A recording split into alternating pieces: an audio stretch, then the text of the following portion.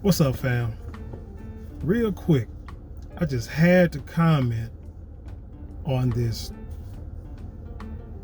pretty much slap in the face, more like piss in your face offer that Joe Biden gave the last 3 survivors of the Tulsa race massacre back in 1921. They're supposed to have some kind of convention or something on a Monday, and the survivors chose not to go because they said they was offered $100,000 and Joe Biden was going to give them a check on the stage, do a little handshake, little photo op. And they said no because that was like no money, which is true. Because 100 years ago, we're talking $100,000 in today's terms, or in those terms, back in the day, that would be about $7,000, $7,500. That's it. I mean, that could get you a nice small house back then, but it won't get you a house now. Not even in Texas. I might get you a small, minimal house in Tulsa right now. But anyway, my point is that's a disgraceful offer, and they had every right to like reject that. Because if you think about it, and I looked up some stats here, and I want to say, this is what let me read this out. And it's a report, and I'm gonna put the link in the description. It says that at least 1,256 homes were destroyed during this race massacre, and the owners of these homes filed $1.8 million in claims just for the homes alone.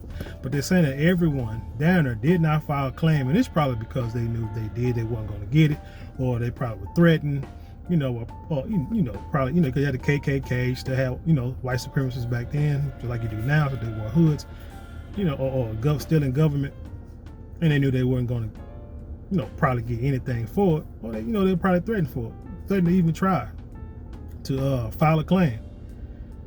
But in today's terms, just that $1.8 million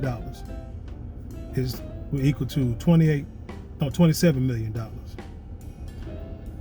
And matter of fact, also states that all but one claim was denied, and that claim was a white gun shop owner who filed a claim that a lot of his guns got stolen. Probably got stolen by the people that destroyed Greenwood.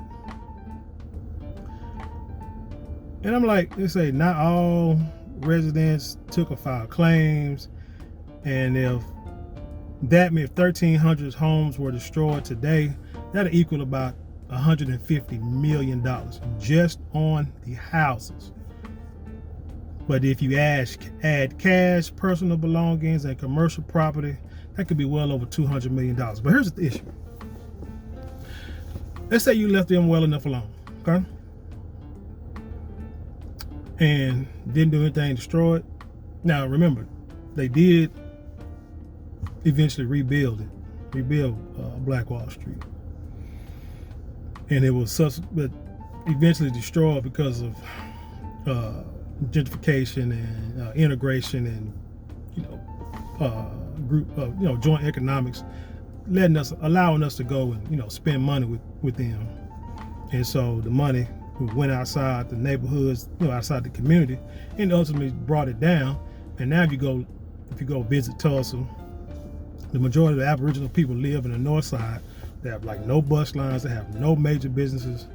It's like a death trap. But when they destroyed Black Wall Street, they said that they weren't going to allow this little N-word town to be brought back. And they said it, and they did it. But anyway, let's say like you left well enough alone, just let them continue to do what they was doing, and us continue to do what we were doing, and allow the community to grow and prosper. Right now, that section of Tulsa would probably be generating $10 billion per year.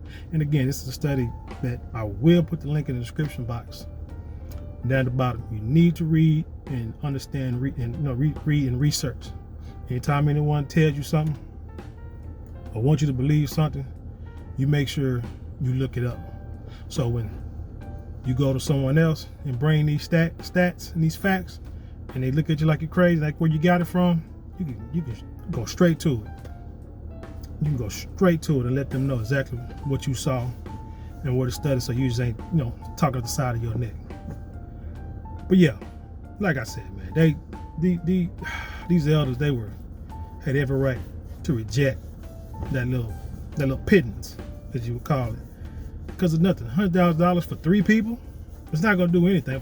For over 100 years ago, man, it's people that go to prison and get out who was wrongly convicted and be in prison for 20 years, and they get millions of dollars. Some of them get paid millions of dollars. And you're gonna talk about people whose whole entire lives were destroyed, ruined, had to be rebuilt from the ground up for real, like bootstrap building for real. And you're not gonna offer them $100,000? Well, you got John Legend, gonna be up there playing the piano, singing for you. And there's already videos out there about some people out there, dancing and doing shucking and jiving and dancing, and having a good old party at a picnic, and it's like, what should you get? And some say, well, let's say the money that they did put, let's say the $27 million, all right? They can say, well, we gave that, and we, built y'all a historical center. I'm like, what the hell is the historical center going to do for everyone that you displaced? For everyone that you killed? For the family members that had to go through PTSD because you killed their families? They saw their families hung, stabbed, shot, drugged through the streets, buried in mass graves. Those who had to leave the city, leave the state, and be, leaving family and friends, going through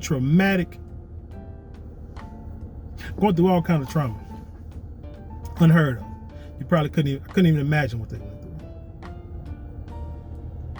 And the 3 people who are 107 years old, by the time they cash that check, who knows they can even live long? Who knows what they'll do with that money? I'm not, like, it's only $100,000. They can get it to their kids. Let's say they get to the kids, the grandkids, great-grandkids. That's no money for nobody, not to start over. But you destroyed a potential of $10 billion per year at this day and age of being brought in and out of that community. So what you're missing is, in that $100,000, you're missing homes, you're missing land, you're missing automobiles, you're missing education, you're missing, like to say, personal belongings, you're missing happiness, you're forgetting about, families that had to grow up, kids had to grow up, let's say, without a father, without a strong male role model in the house. You have young men who probably afraid to be strong black men because they're afraid white man gonna come and kill them. Or even the women who see things and they turn their back or drop their head, don't say nothing because they're afraid that their sons or their brothers, nephews, uncles, dads, whoever's left, they're afraid something will happen to them. Man, the government ought to be ashamed. Really ashamed. I could sit here and rant on and on, because when I heard the story, I said, I got to comment on this. As soon as I get out of work, I got to comment on this because this is ridiculous. But yeah, it just goes to show, hey, what you waiting on? If you're waiting on the government to help us, man, you got to be sicker than they are. Because they're going to give you pennies. That's what they always give you, just enough to survive. If you look at like all the government's benefits, food stamps, Medicaid, WIC, give you just enough to survive. And they used to give you a lot of food back in the day, but now they don't change that. Make it harder for you, to feed your kids. But no, they care. They give you just enough to survive. But yet, too many of our people are happy with them crumbs. I said it before, I say it again, man. You be better off and you appreciate it more if you create your own stuff, create your own businesses, educate yourself, send your kids to your people to get educated, start your school, start your business, start your, a garden, something. Get you some land, it don't have to be a big land. You start, if you got an apartment, you start on your patio. You can grow stuff in pots on your patio. You can start somewhere in a community. Don't have to be just grand. You can start just something small. But that's what we're gonna have to do. I know myself. I got a little garden in the backyard. So we'll see how it goes. Like I say, I educate myself all day, every day. About different things. So it's got to start somewhere. It's not going to be something big.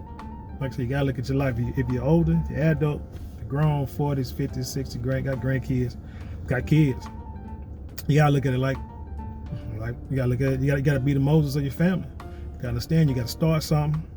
You got to, release your people, let them escape from this madness.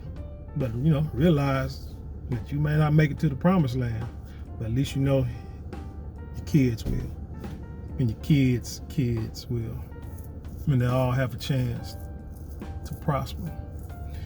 Let me get out of here. Hey, don't forget, like, share, subscribe, comment, and when you subscribe, hit that notification bell so that you get notifications every time I put up a video. That's pretty much it, man. Until next time, peace.